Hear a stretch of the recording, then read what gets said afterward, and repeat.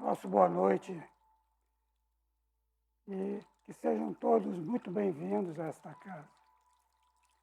Que Jesus, o Mestre amado, esteja conosco, nos incentivando, dando a todos nós as oportunidades redentoras para prosseguirmos a marcha, a caminhada da vida. É com muita, muita alegria que nós recebemos todos vocês. E é com muita alegria também que chegamos nos lares, através da internet, pedindo ao meigo Rabi da Galileia que leve também a esses ambientes, a esses lares, a paz, a harmonia, a fé necessárias para prosseguirem com as suas caminhadas. E nós, que aqui nos encontramos nesse lar espírita, pedimos nesse momento o amparo de Deus através do Cristo Jesus, para que o Mestre seja conosco uma vez mais. E Ele está, com certeza, abençoando-nos, fortalecendo-nos para prosseguirmos nos nossos labores. E hoje, com alegria renovada, nós vamos ouvir a nossa irmã Cristiane Johan, rogando aos benfeitores espirituais que tragam à nossa irmã as intuições necessárias à sua fala, quando ela vai nos trazer o recado a respeito do tema Vim falar aos pequeninos.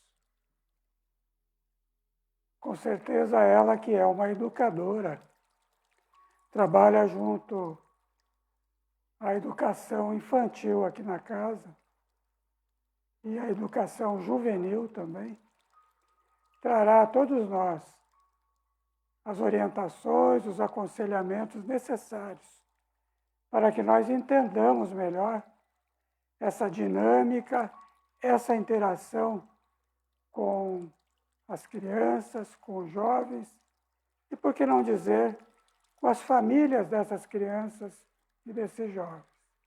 É assim que nós pedimos o amparo divino para que, a partir desse momento, Cristiane use a tribuna para trazer o seu recado a todos nós.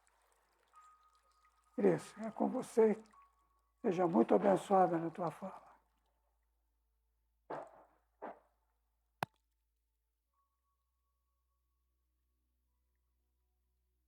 Irmãos e irmãs em Jesus, a todos que estão nos acompanhando também através das redes sociais, sejam todos bem-vindos.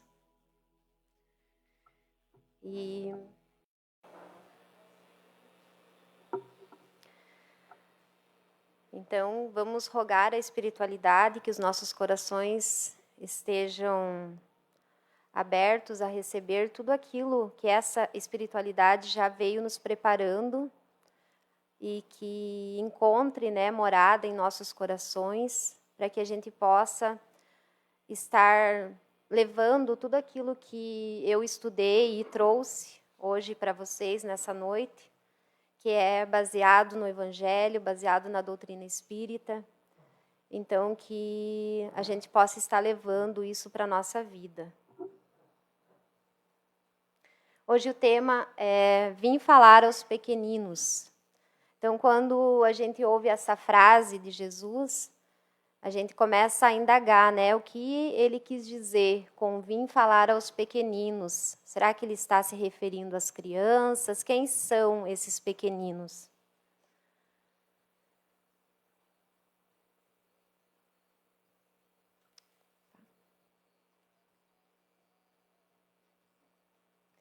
E então, trazendo aqui para o contexto,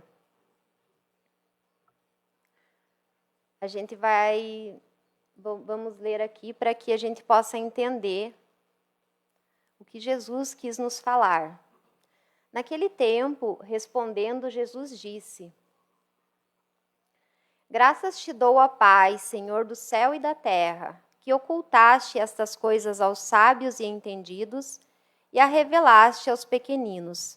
Essa frase está no Evangelho de Mateus. E então eu destaquei duas palavras, ocultaste e revelaste, que são as palavras-chave, né, que eu fui estudando, e vamos tentar entender então. Ocultaste no dicionário quer dizer que é algo que está escondido. E eu trago uma analogia, né, do ocultaste. Então, no Natal, geralmente, quem tem criança em casa, esconde os presentes e fala que o Papai Noel trouxe, mas que eles precisam ser encontrados.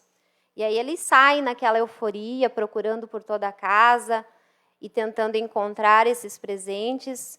E ao encontrar, eles ficam eufóricos, né? Ficam felizes.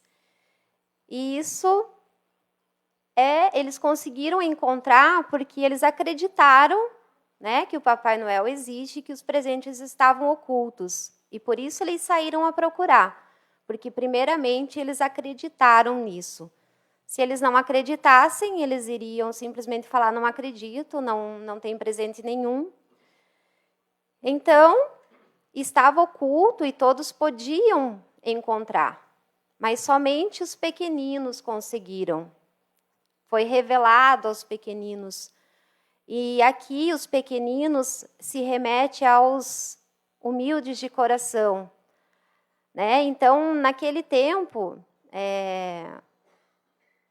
os judeus se dividiram em grupos, né, para a gente entender melhor o contexto. E um desses grupos eram os fariseus, que eram os doutores da lei, os que criavam, né, as leis e baseados ali nas revelações de Moisés, e faziam com que essas leis se cumprissem, cobravam do povo que essa lei fosse cumprida. E talvez por eles se acharem tão importantes, né, por terem recebido as revelações e estarem repassando isso ao povo, eles não acreditaram que um homem tão humilde como Jesus podia estar trazendo essa revelação que nesse momento o povo precisava tanto, né? Aquele povo precisava dessa revelação do Evangelho que chegou até nós hoje, e aqui estamos nós hoje estudando. E então, a gente vai ver aqui nessa carta de Paulo aos Romanos, ele vem reforçar aquilo, né, que a gente está entendendo. Então, por que esse povo não estava apto a receber essa revelação de Jesus?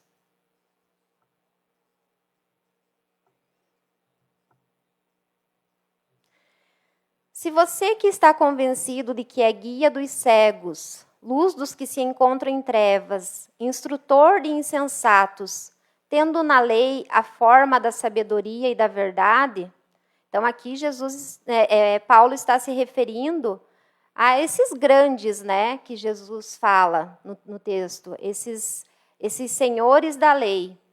Você, pois, que ensina aos outros e não ensina a si mesmo, você que prega que não se deve roubar e rouba, você que diz que não se deve cometer adultério, adultera, você que detesta ídolos, rouba os templos. Então, naquela época, né, esses sacerdotes, esses templos, eles recebiam doações, e essas doações estavam sendo desviadas do seu caminho normal, que seria a ajuda ao povo, né? E tudo isso a gente vê nessa carta, essa indignação, né? Você que se gloria na lei, desonra a Deus pela transgressão da lei?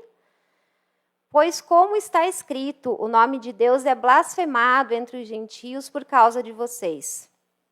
E os gentios eram um povo que não seguia as leis criada, né, as leis de Moisés, as leis trazidas por esses sacerdotes, por esses grandes que Jesus fala.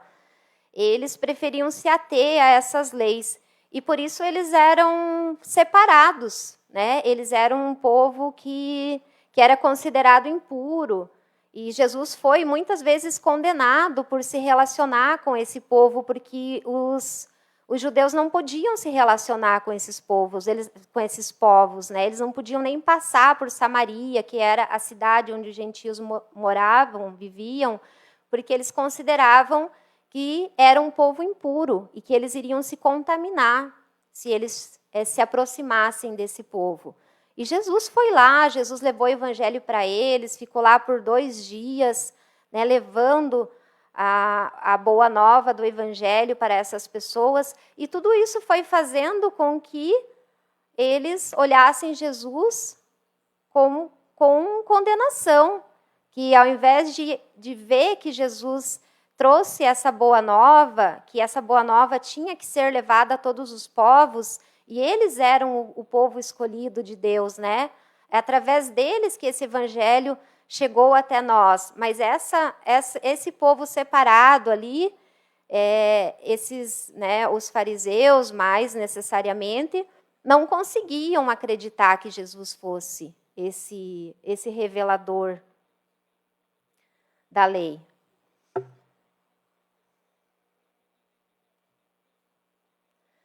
Então, essa carta, ela retoma aquilo que Jesus, por inúmeras vezes, declarou como sendo atrocidades, né, a ilegalidade, falsidade, o comportamento desses grupos. E Jesus, com toda a coragem que lhe era inerente, condena aos que ele se refere como grandes, no caso, os mestres da lei.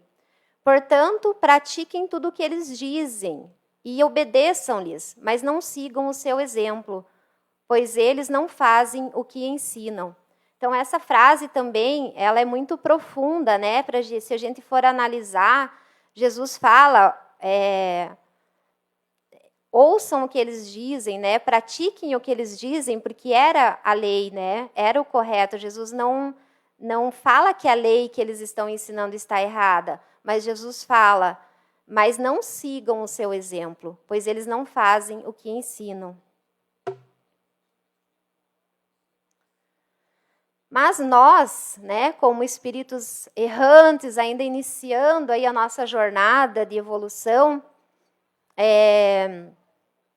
não temos ainda, né, a capacidade ali de julgar ninguém, né?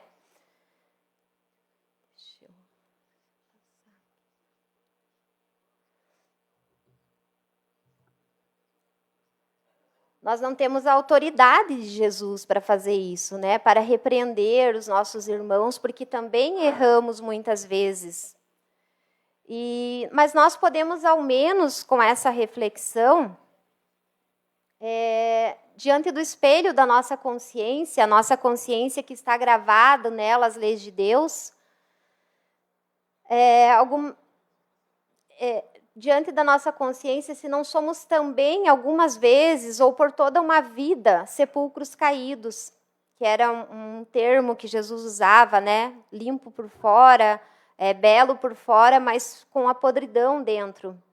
Daí a importância de sermos sinceros conosco mesmo, pois somos nós os únicos prejudicados com uma eventual conduta contrária ao Evangelho.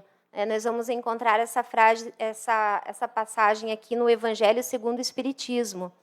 Então, a gente precisa fazer essa reflexão para nós, não para o outro, né? Não para os nossos irmãos, porque a transformação moral, né, ela precisa começar em nós, porque todos somos falhos, né?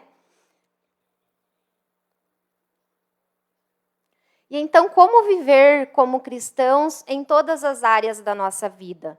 Como que a gente vai levar esses ensinamentos de Jesus que ele trouxe para todos? Como que a gente vai conseguir encontrar esse presente em todas as áreas da nossa vida? Então, quem tiver interesse de estudar, né, as leis divinas que estão gravadas na nossa consciência, porque quando viemos para cá, nessa reencarnação, Deus nessa e em todas as outras, né, Deus não nos deixou perdidos, né? Deus gravou na nossa consciência as leis que nos fazem nos aproximar de Deus, que nos fazem ter essa relação com Deus. Essas leis estão lá gravadas. E por isso, mesmo as pessoas que não têm o conhecimento do Evangelho, elas têm a noção do que é certo e do que é errado. E quando a gente pratica algo que não é bom, a nossa consciência vai nos cobrar. Naquele momento em que a gente estiver lá sozinho, estiver fazendo as nossas reflexões, a gente vai perceber que a gente falhou, né? E tudo bem, porque a gente está aqui para se melhorar, mas isso precisa ser colocado em prática. Então, vocês podem estar, né, vendo ali no Livro dos Espíritos a questão, eu trouxe a 621, 622, mas tem um capítulo inteiro falando, né, sobre as leis divinas. E a 621 faz essa pergunta, né? Kardec pergunta aos espíritos: onde está escrita a lei de Deus? E eles são bem curto e grosso na consciência. E desde que o homem traz na consciência a lei de Deus, que necessidade tem de que lhe revelem, né? Que venham esses espíritos mais evoluídos para nos revelar essa lei? Ele a havia esquecido e desprezado. Deus quis que ela lhe fosse lembrada. Então, toda vez que né, a gente esquece dessas leis, a gente se apega tanto ao material e deixa, né, de estudar, de procurar o Evangelho, de viver as leis de Deus, ele manda esses espíritos de luz para nos lembrar dessas leis. E aí Kardec pergunta novamente aos espíritos: Deus deu a alguns homens a missão de revelar essa lei, né? Eu já respondi também. Sim, certamente, em todos os tempos houve homens que receberam essa missão. São espíritos superiores encarnados com o fim de fazer progredir a humanidade. Então, né, Jesus veio, nos trouxe essa revelação e cabe a nós agora decidir se a gente vai aceitar, se a gente vai procurar encontrar, se a gente vai estar encontrando, estudando e colocando, trazendo para a nossa vida isso que Jesus nos trouxe. E juntamente também com a doutrina espírita, né, que é o nosso consolador prometido e que também está aí para que a gente estude e para que a gente comece aos poucos, né, em cada situação da nossa vida, mesmo que seja a mais insignificante, em cada decisão, em cada atitude, está colocando esses ensinamentos, para que a gente não seja aqueles templos caídos.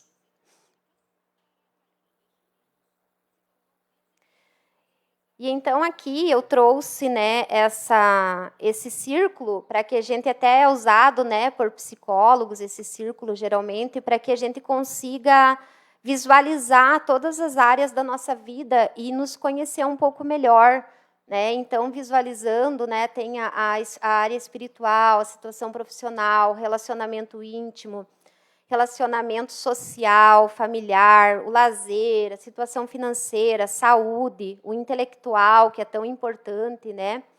E o emocional. Esses que eu trouxe, mas são várias ramificações. E o que é importante a gente entender aqui? Que o espiritual, a gente não pode separar dessas outras áreas. E é isso que muitas vezes acontece.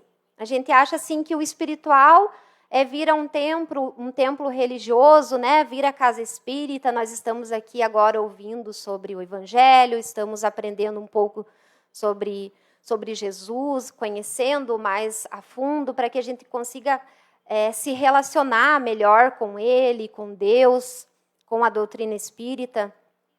Mas aí, a gente muitas vezes acha que é só aqui que precisa fazer isso. Aí a gente volta para a nossa casa, para o nosso trabalho, para a nossa vida familiar, e a gente começa a ter atitudes que não condizem com o que a gente está aprendendo aqui. né? Então, é isso que a gente tem que trazer para a nossa vida, esse autoconhecimento. Como colocar Jesus, como colocar o Evangelho, como colocar a doutrina espírita em todos os momentos da nossa vida. Então, no nosso trabalho, às vezes a gente está numa posição de superioridade, às vezes a gente está numa posição de inferioridade, e a gente tem que saber manter esse equilíbrio, porque não é porque a gente está numa posição mais alta do que os nossos irmãos que a gente vai usar isso para humilhar, para exigir de uma maneira grosseira, né, que eles façam o que nós queremos. E também não é porque a gente está numa posição menor que a gente também vai se ofender que o outro peça, que o outro exija de nós, porque tudo faz parte de uma hierarquia e precisa ser equilibrado. A nossa vida familiar, né? Vamos tirar um tempo para ouvir o que os nossos filhos têm para nos falar, para conversar com as pessoas da nossa família, para trazer o evangelho no lar. Isso que é o fundamental, que a vida espiritual esteja ligada às outras áreas da nossa vida. Pois assim, vamos querer estudar mais, desenvolver a nossa parte intelectual, vamos querer estar com uma saúde física em dia, cuidar do nosso templo, né, do templo do nosso espírito que nos foi presenteado por Deus. Cuidar para que esse relacionamento aconteça não somente dentro da casa espírita, não somente dentro do templo religioso, mas em todos os momentos, em todas as situações, nós somos provados a pôr em prática aquilo que a gente aprende aqui dentro, aquilo que a gente aprende estudando o Evangelho e a doutrina. E Jesus, ele nos encoraja, ele sempre nos encorajou a ser pequenos. E aí você pode pensar assim, ser pequeno como? A não querer evoluir, a não querer aprender, a não querer se tornar melhor? Não. Pequeno no termo de pequeno na malícia, na maldade, né? No passar a perna, com aquela desculpa de que a carne é fraca, né? Desestruturar a nossa família, desestruturar o nosso círculo de amizade, com essas desculpas que não nos cabem mais, porque nós estamos aqui, nós aprendemos, né, o caminho que a gente deve tomar. E mesmo quando a gente não aprende, eles estão gravados na nossa consciência, no nosso coração. Então, sermos pequenos na autossuficiência, de se achar melhor, de se achar que a gente já não precisa de Deus, né, de não colocar a nossa vida nas mãos de Deus.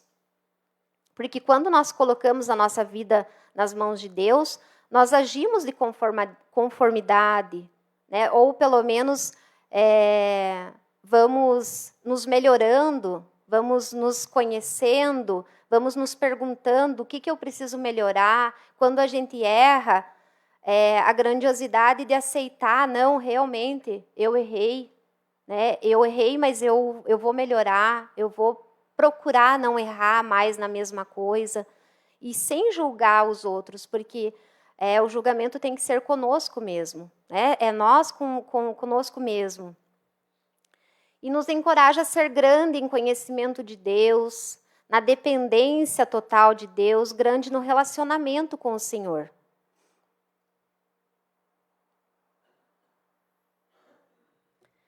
E por que muitas vezes nós não conseguimos mudar? Né? Não tem aquelas vezes que a gente se depara assim e pensa, nossa, eu errei novamente na mesma coisa. Eu sei que eu preciso mudar nisso, mas eu não consigo. Novamente ali a questão, né, da carne é fraca. Não é a carne é carne, né? A carne do peixe, a carne do porco e a nossa carne, né, esse corpo que a gente está aqui. O que é fraco é o nosso espírito, muitas vezes, a nossa força de vontade de mudar. Então, cada um de nós, ao longo da jornada, vai criando necessidades que nos fazem ser tentados a ser melhor que os outros. Até então, isso é normal. Alguns vão ser melhores que os outros em setores da vida. Nós temos os nossos dons, os nossos talentos. Então, um vai ser melhor em uma coisa, outro vai ser melhor em outra. E até aí está tudo normal. Mas quando ser melhor nos faz sentir superiores, criamos necessidades de autoafirmação. E ela concebe na separação do eu e do outro. Pois quando nos achamos superiores, temos que ser atendidos mesmo que as outras pessoas não sejam, né?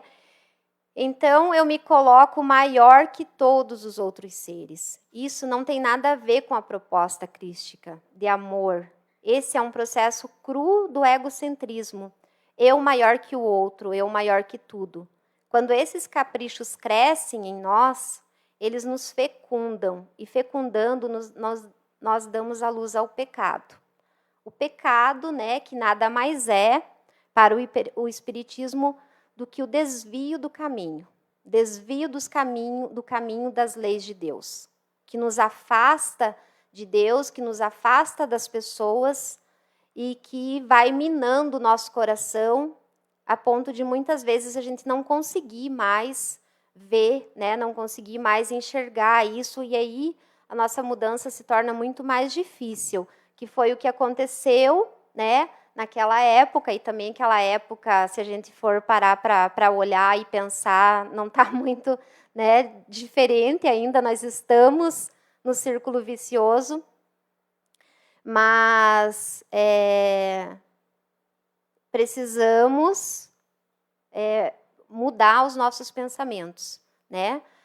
Querermos lutar para que essa melhora aconteça agora, porque agora é a nossa melhor oportunidade. Agora é o nosso presente de Deus, né? Então vamos quebrar esse círculo. Agora é o momento de quebrar esse círculo, né? Nós estamos num momento de regeneração, nós estamos num momento de transformação e nós temos que quebrar esse círculo vicioso e trazer quantos irmãos a gente puder junto conosco, né? Para viver o Evangelho, para ser exemplo de pessoas que vivem conforme o Evangelho, ou que procuram se melhorar todos os dias, né?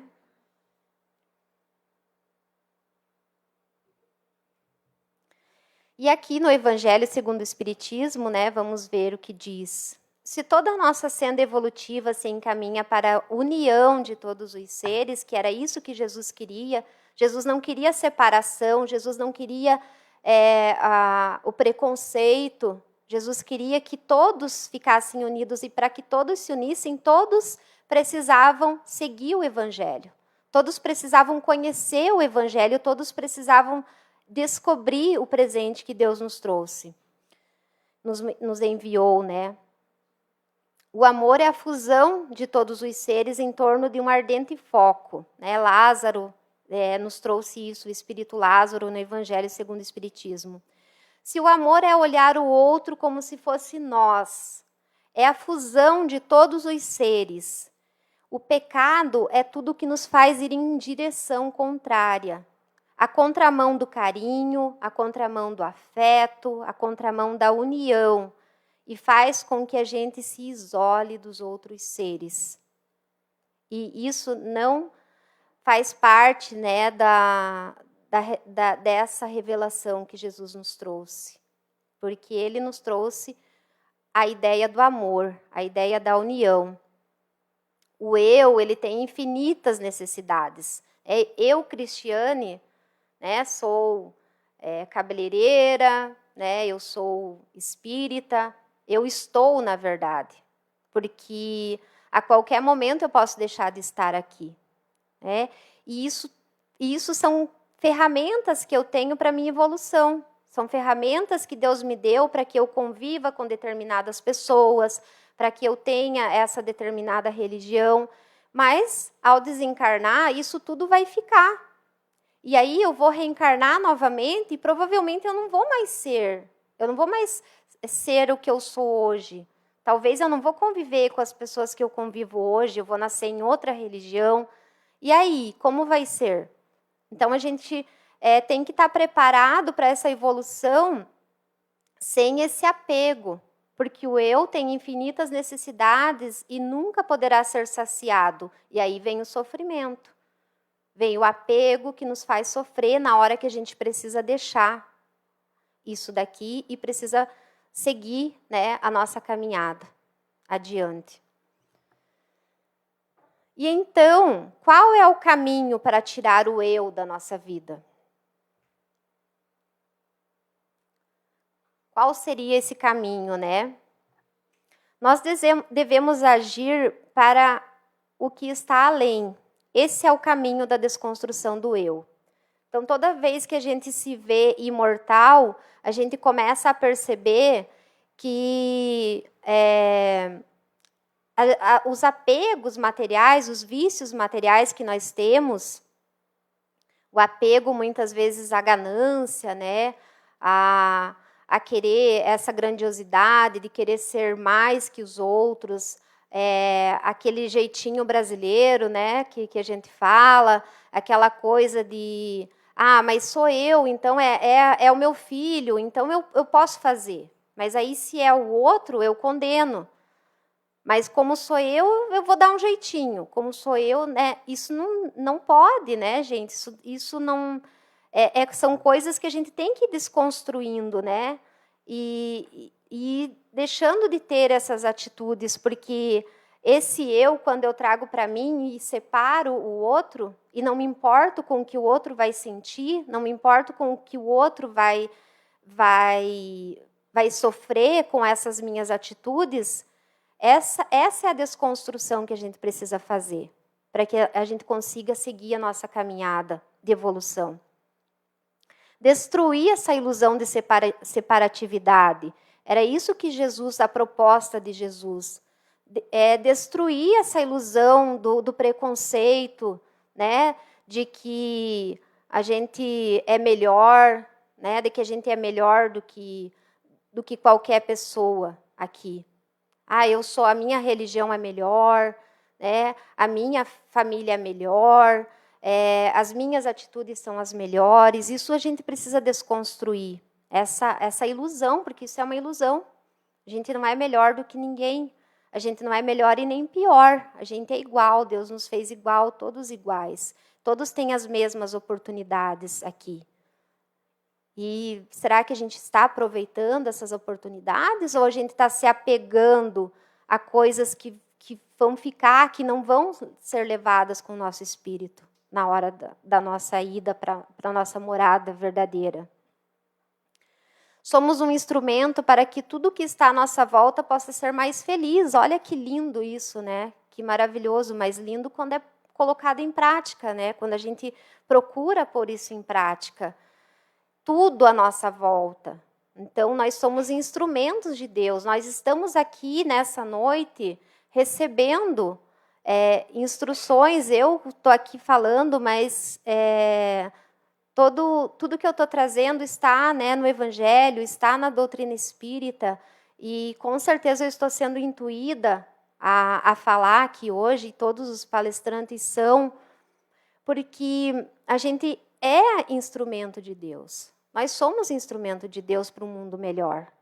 E cada atitude que a gente faz, cada vez que a gente abre mão de agir no mal, cada vez que a gente tem essa oportunidade de escolha e a gente escolhe, não, eu vou fazer o que é certo. Porque se vai doer em mim, eu não quero, mas eu também não quero que doa no meu irmão.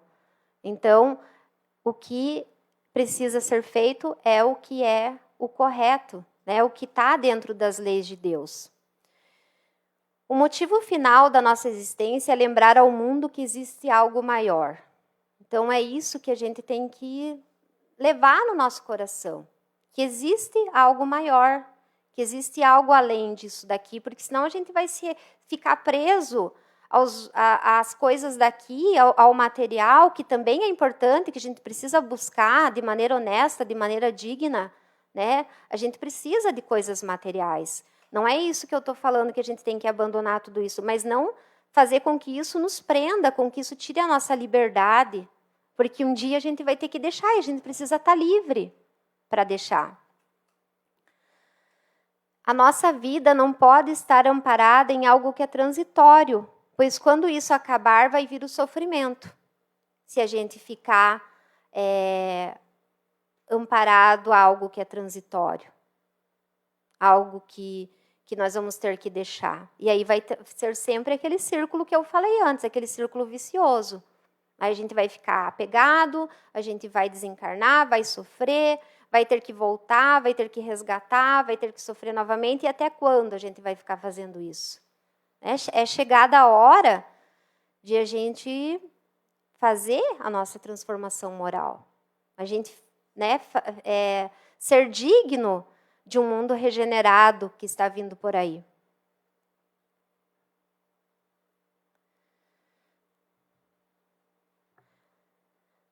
E essa frase, né, para nossa reflexão, para que a gente possa estar levando, né, nessa noite, essa frase: quando eu me pergunto por que eu não mudo, é porque eu ainda sou grande demais. Porque eu ainda não me fiz pequeno, humilde o suficiente, humilde de coração, né, para aceitar a revelação que Jesus me trouxe, que Jesus nos trouxe a toda a humanidade, e encontrá-la e pô-la em prática. E agora, para finalizar, eu só vou ler aqui uma breve história para que a gente leve para a nossa vida, para que a gente possa estar lembrando dela nos momentos das nossas decisões. Ela é Folha em Branco, o nome da história. Certo dia, um professor estava aplicando uma prova e os alunos, em silêncio, tentavam responder as perguntas com uma certa ansiedade. Faltavam uns 15 minutos para o encerramento e um jovem levantou o braço e disse: "Professor, pode me dar outra folha em branco?" E o professor levou a folha até a carteira e perguntou-lhe: "Por que queria uma folha em branco?" E o aluno falou: "Eu tentei responder as questões, rabisquei tudo, fiz uma confusão danada e queria começar outra vez." Apesar do pouco tempo que faltava, o professor confiou no rapaz, deu-lhe a folha em branco e ficou torcendo por ele. A atitude do aluno causou simpatia ao professor, que tempos depois ainda se lembrava daquele episódio simples, mas significativo. Assim como aquele aluno, nós também recebemos de Deus a cada dia uma folha em branco. E muitos de nós só temos feito rabiscos, confusões, tentativas frustradas e uma confusão danada. Outros apenas amassam essa página, essa nova página, e arremessam na lixeira, preferindo a ociosidade, gastando tempo com inutilidade. Talvez hoje fosse um bom momento para começar a escrever nessa nova página em branco.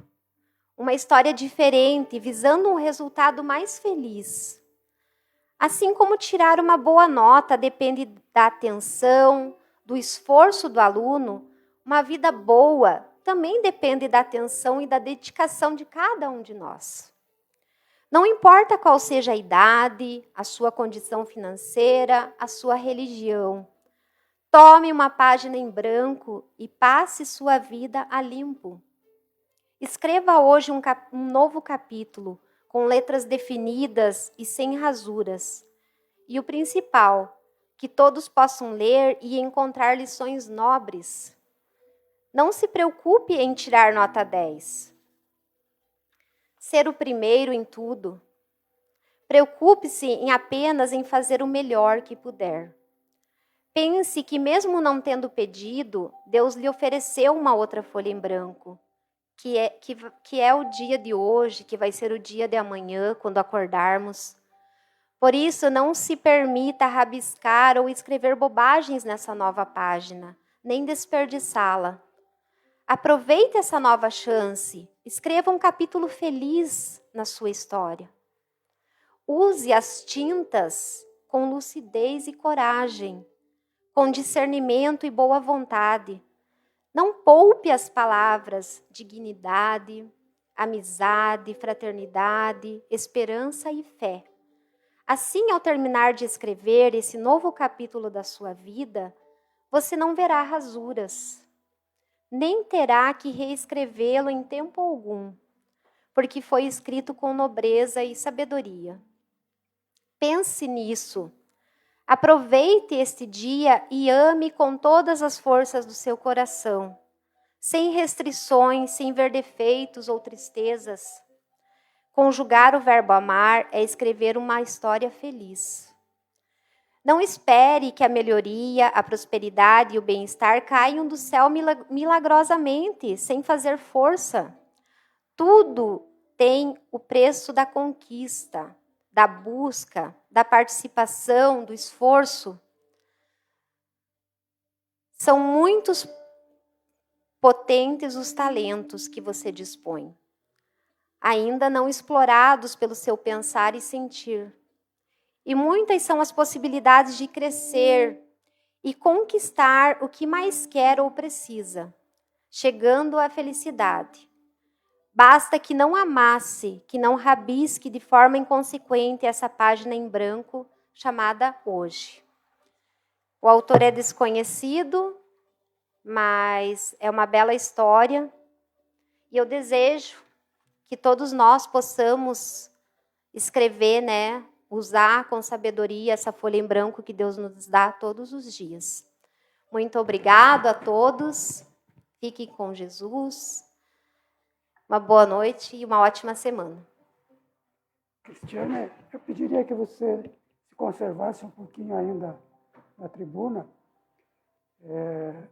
Nós sabemos que no mês de abril teremos 3 dias de imersão aqui no Colégio Círio Gonzaga, quando será realizado o encontro da Juventude Espírita.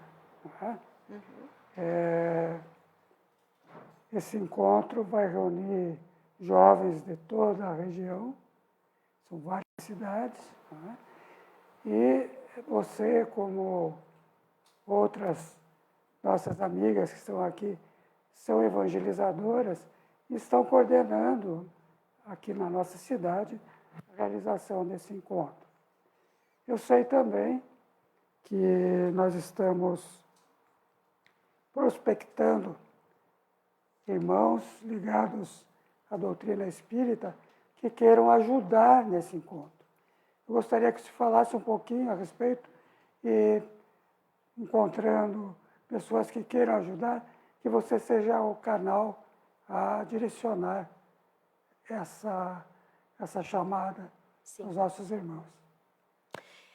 Então, como o Sérgio já falou, esse encontro de jovens, ele vem sendo realizado há vários anos, né, em todo o Brasil, e aqui, como o Sérgio também já falou, são todas, é regional, né, são todas as URIs da região norte. E são vários jovens que vêm para esse encontro. Esse ano o tema é Fora da Caridade, não há regeneração. E são 3 dias de imersão, onde esses jovens são amparados ali e são feitas dinâmicas, são feito um trabalho, né, todo que já vem sendo preparado há muitos meses, para que eles despertem no coração deles esse amor, né, pelo Evangelho, por Jesus, trabalhando especificamente nesse tema, que é um tema atuante, é um tema que está acontecendo nessa regeneração, e que esses jovens precisam ser resgatados, né, desses vícios morais, desses vícios materiais, não só eles, nós também, e todos que vamos estar trabalhando também vamos estar sendo resgatados. Então, o convite são 3 dias, né, 2 noites que a gente vai estar posando lá no colégio. E quem tiver interesse e disponibilidade de estar nos auxiliando nesse trabalho, porque são várias frentes de trabalho, né? A gente precisa de trabalhadores para a cozinha, para a copa, para a limpeza, né? Para o setor ali do atendimento fraterno. Então, são vários setores e precisamos de muitos trabalhadores. Quem tiver interesse e disponibilidade, entrar em contato, né? Pode me procurar, pode procurar qualquer uma das evangelizadoras, que a gente vai estar dando mais informações. Mas é um trabalho muito gratificante, onde nós que somos os maiores beneficiados, e ver toda essa juventude lá, né, participando e aprendendo e se transformando, né, é muito, muito bom e muito gostoso. Então, Seria isso, né, Sérgio? Estou à disposição de vocês para qualquer dúvida.